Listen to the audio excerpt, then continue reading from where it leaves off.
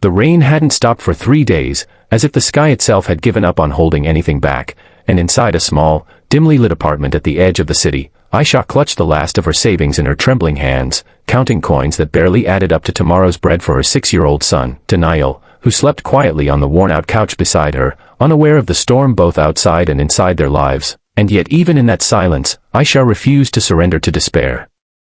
Because she had learned long ago that when the world turns its back on you, you either break, or you become stronger than anyone ever imagined, and she chose strength every single time, even when her husband had walked out years ago, leaving nothing but debts and a broken promise behind, even when she worked double shifts at a small clinic just to keep food on the table, even when the landlord threatened eviction, and that night, as thunder echoed through the streets, she wrapped a shawl around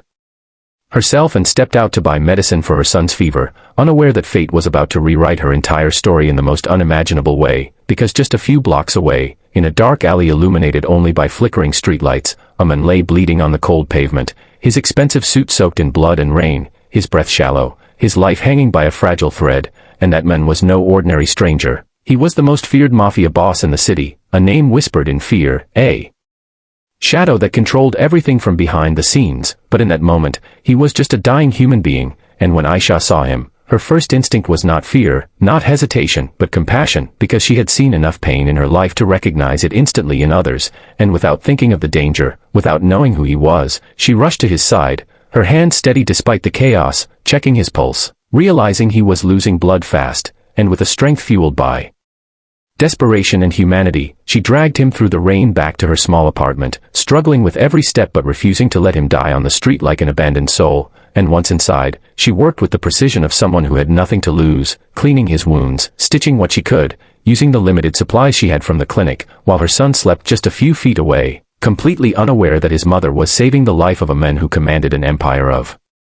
violence, and hours passed like seconds as she fought against death itself, whispering to the unconscious man to stay alive, as if her voice alone could anchor him to this world, and finally, just before dawn, his breathing steadied, his pulse grew stronger, and exhaustion claimed her as she collapsed into a chair beside him, not knowing that she had just altered the course of countless lives, including her own, and when morning arrived, the rain had stopped, replaced by an eerie stillness that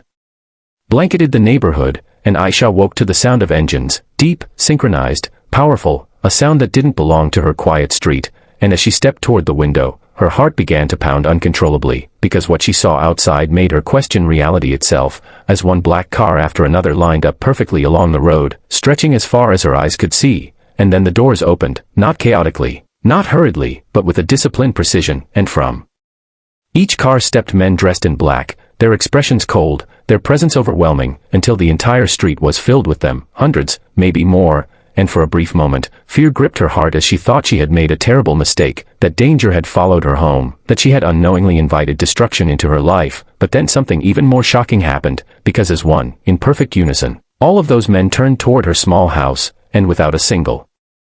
word spoken, they bowed, every single one of them lowering their heads in respect, creating a silence so heavy it felt like the world itself had paused to witness the moment, and Aisha stood frozen, unable to comprehend why such powerful men would show such humility before her, until she heard a weak voice behind her, and she turned to see the men she had saved struggling to sit up, his eyes no longer lifeless but filled with a depth that carried both power and gratitude, and in that moment,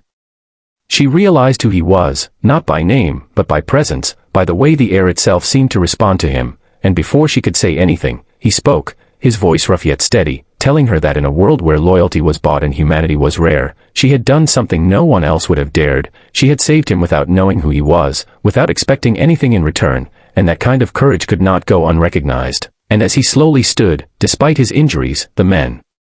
outside straightened, waiting for his command, and he looked at her not as a powerful figure looking down on someone weaker, but as a man who had just been given a second chance at life, and he promised her something she never thought she would hear, that from that day forward, she and her son would never have to struggle again, that no harm would ever come to them, that her kindness had earned her not just gratitude, but protection from an entire empire, and yet, what made the moment truly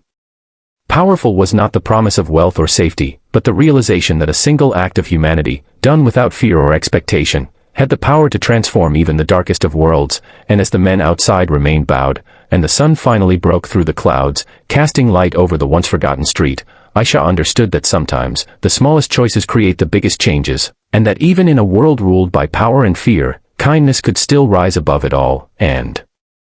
If this story moved you, if it reminded you that courage and compassion still matter, then don't forget to subscribe to the channel, because stories like this aren't just meant to be heard, they're meant to inspire, to remind us that no matter how dark life gets, one good decision can change everything forever.